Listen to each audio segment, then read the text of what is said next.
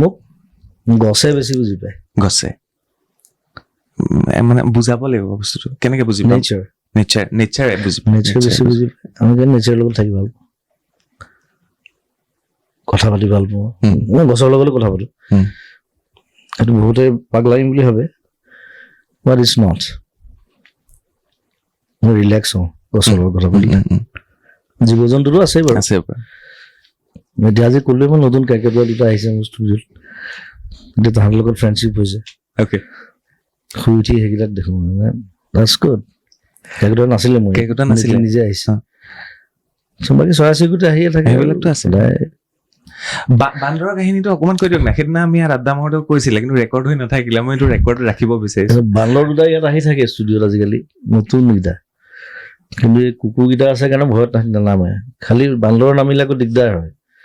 মই এইটো খেতি বাতি কৰি আছো, কিবা কিবি কৰি চব ধ্বংস কৰিব তাকে ননমাই ভাল, দূৰে দূৰে থকা ভাল। বান্দৰ উৎপাতটো জানে আৰু চবে।